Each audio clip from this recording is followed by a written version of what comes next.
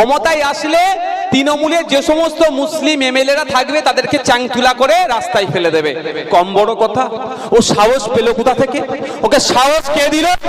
এই বলার দ্বিতীয়বার সাহস পেত না?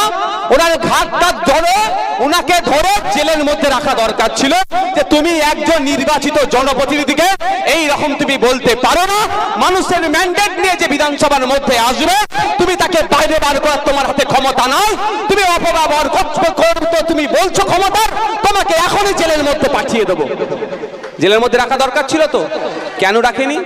রাখলেই তো আপনি ভয় পাবেন কি? ওই কথাটা আপনারই বুথে আলোচনা হচ্ছে, দেখেছিস এখন ওরা ক্ষমতায় নাই, তাই যদি বলে মুসলমান বিধায়কদেরকে বিধানসভা থেকে চাংতুলা করে বার করে দেবে, যদি ক্ষমতায় আসে তোকে আমাকে কিন্তু ঘরে থাকতে দেবে না বলে ভয় দেখাচ্ছে না। তাহলে কি করতে হবে? দিদির হাতটা শক্ত করো। উল্টে এই জায়গায় আমাদেরকে বলতে হবে দিদির হাত তো 2021-এ শক্ত করলাম, আমরা 2016-তে শক্ত করলাম, 2021-এও শক্ত, 11-ই শক্ত করলাম। 3 বার তো দিদির হাত শক্ত করেছি। পার্লামেন্ট ইলেকশনে 2 বার তো শক্ত করেছি, 3 বার শক্ত করেছি, 14, 19, 24। আর কতবার শক্ত করতে হবে রে ভাই? এবার তো মমি হয়ে যাবে রে। মানে কি বুঝতে পারছো না? স্ট্যাচু হয়ে যাবে।